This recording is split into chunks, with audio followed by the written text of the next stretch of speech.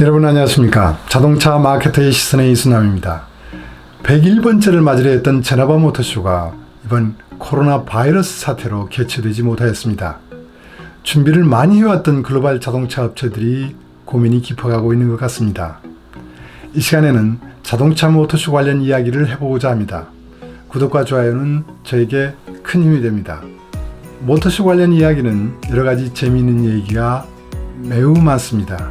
연재하여 만들어 보겠습니다. 우선 자동차 회사에 근무하는 사람들이 모터쇼에 가서 무슨 일을 하고 있는지 저희 경험을 베이스로 한번 이야기하려 합니다. 90년대 한국 자동차 산업은 아시는 것처럼 기술도 부족했고 규모도 작았습니다. 그래서 세계 4대 모터쇼라고 하는 디트로이트 모터쇼, 제네바, 프랑크푸르트, 파리 모터쇼에는 아주 고위층 몇 분만 다녔고 대개는 동경 모터쇼를 다녔습니다. 그래도 회사 예산이 많지 않던 때라 모터쇼 참관자에게 선발되는 것은 매우 영광된 일이었습니다. 연구원들이나 상품 기획자, 일부 마케팅 담당자들만이 선발되었기에 저 같은 경우에는 며칠 밤을 샐 정도로 설레는 시간이 되기도 했습니다. 당시 일본은 전자기술이 최고조에 달했던 시기에서 코끼리 밥솥, 워크맨 등은 한국 사람에게도 큰 인기였습니다. 신차 구경과 함께 전자상품의 메카 아키하바라를 갈 수 있는 기회도 갖게 되는 것이었습니다. 나리타 공항에 내에서 모터쇼장이 있었던 마쿠하리메세 인근 숙소까지 가면서 창밖에 펼쳐지는 도시 풍경을 보는 것도 하나의 흥분이었습니다. 출장비를 아끼려고 호텔도 아닌 여인숙 같은 데서 잤습니다. 다다미 방으로 되어 있는 일본 전통집 같은 곳에서 다음날 아침을 맞았습니다. 아침 메뉴는 정말 간소했습니다. 이제는 다 아시겠지만 그 당시 일본 경험이 없었던 동료들은 놀래 자빠졌습니다. 생선 한 조각, 멸치, 날계란, 김, 그리고 미소시루라고는 된장국과 밥이 전부였던 것이었습장 모터쇼장 입구에 도착하면 배가 고플 정도였습니다. 자, 그러면 자동차 회사에 다니는 사람들이 모터쇼장에 가기 전에 가장 중요하게 준비해야 되는 것이 무엇이라고 생각되십니까? 경쟁사 부스에 전시된 차를 보면서 차의 외관이나 내장 관련 디자인 요소들을 충분히 보고 느끼고 알 수 있지만 각사들이 발표하는 컨셉카나 신차의 상품 컨셉이나 기술적 특징을 다 알 수는 없습니다. 요새는 디지털 기술의 혁명으로 각사의 홍보 자료는 USB 하나만 받으면 됩니다. 90년 말 당시는 디지털 기술이 발달하지 못한 때라 부스에서 종이에 인쇄된 프레스 릴리스 자료, 카탈로그, 인화된 사진 또는 슬라이드로 만든 필름 세트를 기자들에게 한정해서 배포했습니다. 우리가 가면 기자증 보여달라고 하고 없다고 하면 견디 안 줬어요. 그러면 출장 보고서 쓰는 것부터 무지 어려워집니다. 그래서 가기 전에 가장 중요하게 하는 것 중 하나가 가짜 기자 신분증을 만드는 것이었어요. 각 부스에서 이러한 자료를 받다 보면 엄청난 양이 됩니다. 어깨가 빠질 정도로 아플 때도 있습니다. 이런 자료 받기는 90년부터 시작하여 2000년대 중반까지 계속되었다고 생각됩니다. 물론 동경 모터쇼뿐만 아니라 4대 모터쇼에서도 자료는 거의 비슷했습니다.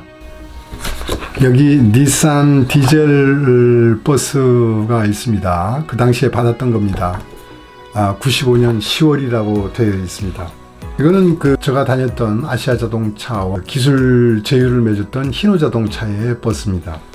2000년에 미쓰비시에서 만들었던 챌린지가 있고요.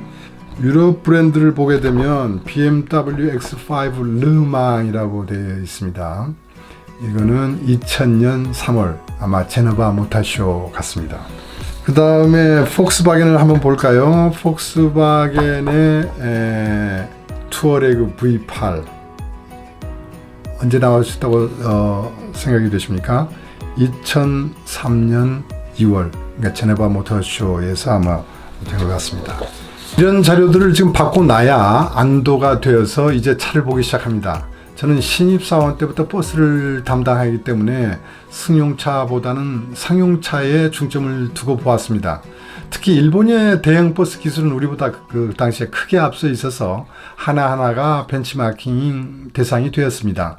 그 당시 아시아자동차나 쌍용차, 현대, 대우 버스 개발 담당자들은 다 같은 고민을 가지고 있었습니다. 대표적인 게 그 내외장을 둘러보고 나면 반드시 그 바닥에 기어 들어가서 그 중요 부분을 체크를 했습니다.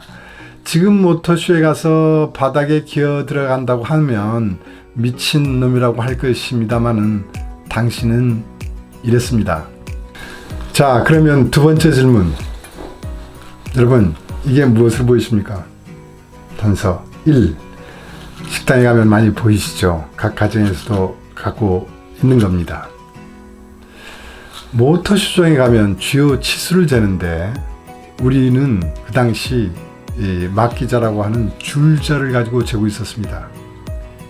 줄자가 아니면 대개는 이 스틸자, 요만한 걸 가지고 단차라든지 그 갭을 측정하곤 했습니다.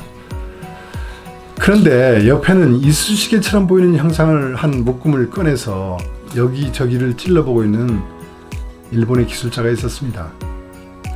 자세히 보니 이 지름의 각 지름이 다르고 이 길이가 다른 한 묶음을 그 양반은 갖고 있었습니다. 가만 보았죠. 송풍구 간격이나 그 구멍이 뚫린 틈새의 크기를 이 이쑤시개를 같은 것을 가지고 측정하고 있었습니다. 줄자와 이쑤시개 한 번 더 쇼크를 먹었습니다. 그리고 우리도 배웠죠. 기술이 발전하기 위한 요소 중에 엄격한 측정 기술도 있어야 된다는 것을. 우리의 기술은 하루아침에 이루어진 것이 아닙니다. 선배님들의 이러한 노력 하나하나가 밑받침되어 진화해 왔다는 것을 알아주셨으면 합니다. 출장비를 아끼려는 노력은 계속됩니다. 점심시간쯤 돼서 부스를 찾아다니다 보면 어디서 스시를 제공하는 회사가 있다는 정보가 있습니다.